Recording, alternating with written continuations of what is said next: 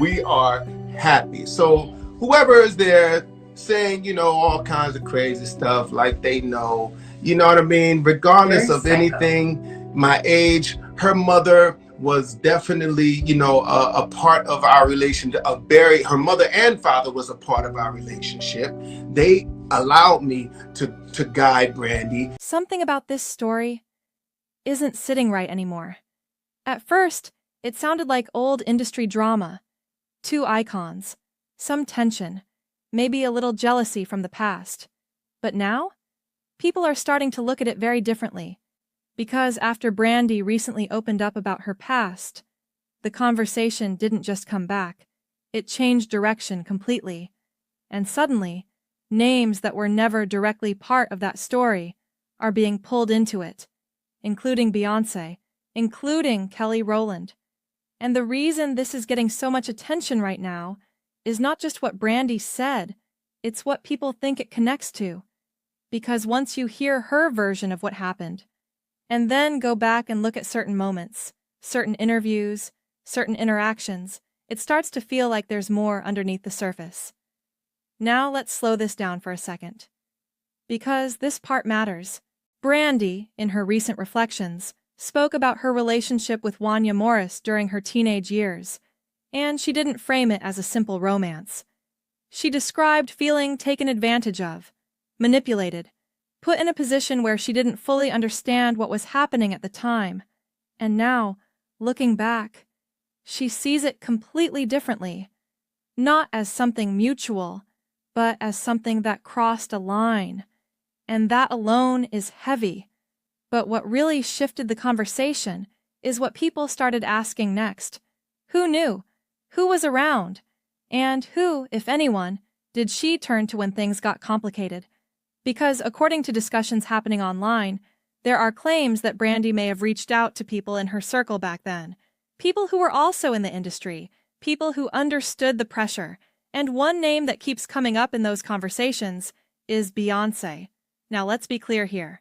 There is no confirmed public statement where Beyoncé addresses this directly, and at that time she was also very young, still building her career, still navigating the same industry pressures.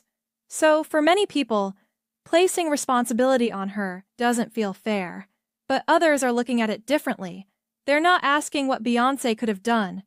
They're asking what Brandy felt, because according to the way fans are interpreting this situation, there may have been a moment where Brandy needed support and didn't feel like she got it.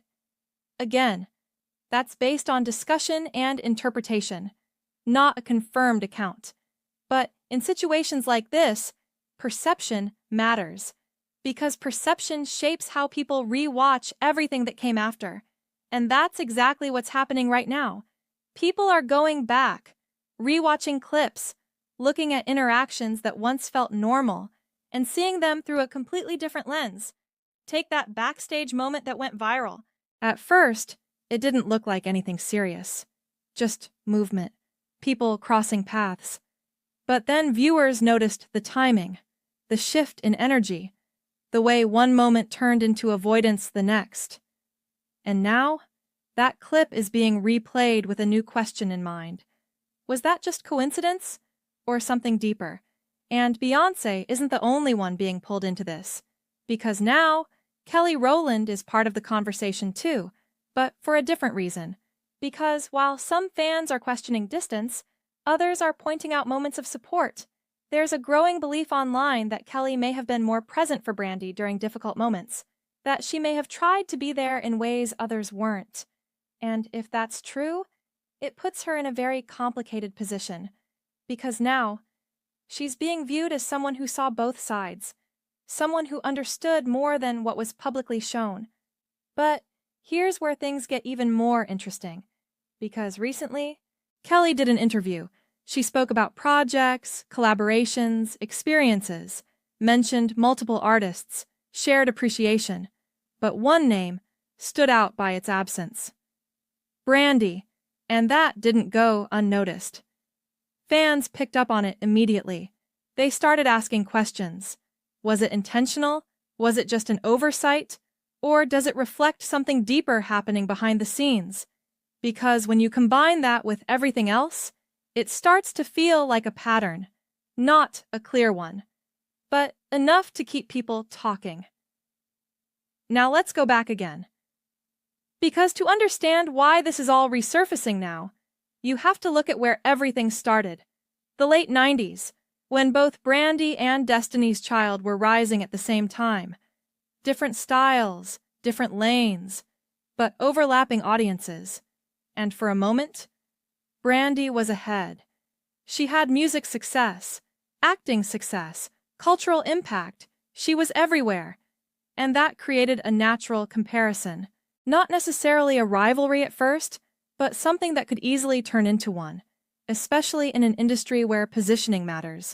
They were saying she was really young when y'all dated. Yeah, she was. Not that young. Not jailbait. No, that's what I'm saying. Hold on, but you know that's why. But that's why I stopped it. Hold on, but that's why I stopped it and said that she wasn't that young, because I don't want y'all to think Boyz II Men was no. I was young too. She said she was 15 and she had to keep it a secret because she was so young. See, we did the thing. We did the thing when she was like 16, 17, around that time, you know. So you were still a boy too. You I wasn't old. I wasn't many like yet, 38 years old, nothing like that. I was old enough to, she was old enough to get it. Not as isolated moments, but as pieces of a bigger story. And then you have outside voices stepping in. Commentators, family members, people who were connected in some way, adding their own perspectives. And sometimes those perspectives don't align, which only adds more fuel to the conversation. We are happy. So whoever is there saying, you know, all kinds of crazy stuff like they know, you know what I mean? Regardless of anything, my age, her mother was definitely, you know, a part of our relationship. Her mother and father was a part of our relationship. They allowed me to guide Brandy and to help her through her career. They understood that we had grown close, and that's what it was. You know what I'm saying? So understand that that you know for a fact, whoever it is on there, that life happens. That's just what it is. So now you have your answer and you have your understanding. If you care to listen, you care to believe it, I don't care. The record that I have to do with Destiny Child, I want Kelly to lead the other verse. Well, Matthew came back and said he didn't recommend that. Well, according to Brandy's ex-boyfriend, Tion Christian, Brandy hated Beyonce. Tion wrote, "If you're gonna tell people something, tell them what you did and what you got. I'm good either way. Being spiteful and ugly will get you nowhere. You want respect, you give respect. But because you're a vocal Bible, it's okay to treat people like ish. And let's not get on the fact that someone was mad because I took a picture with Beyonce. But let me shut up." Brandy then tried to do some damage control by going on and on about how much she loves Beyonce. She wrote, "I've been through so much in my life, so I'm not fearful of anyone's words or slander. This post isn't about dodging stings from the hive. This is about truth. I love me some Bey and I love me some Solange."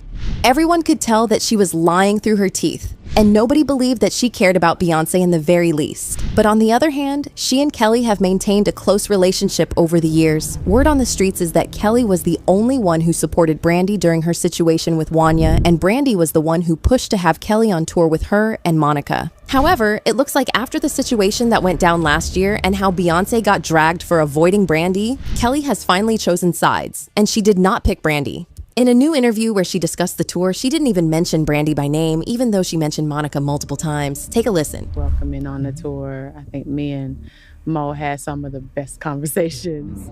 When Maya came on, it had been years since I'd seen her. So we got a chance to catch up, but it was just incredible.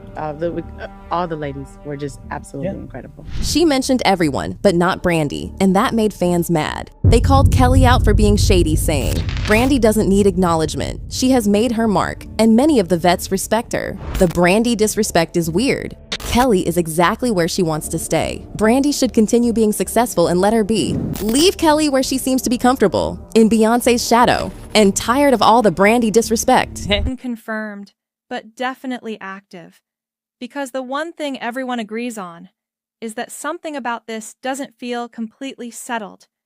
And until it is, People are going to keep asking questions, keep revisiting moments, keep trying to connect dots. So now it comes down to you. When you look at everything that's being discussed, what do you see? A story that's being misunderstood, or a situation that still has pieces missing? Let me know your thoughts in the comments.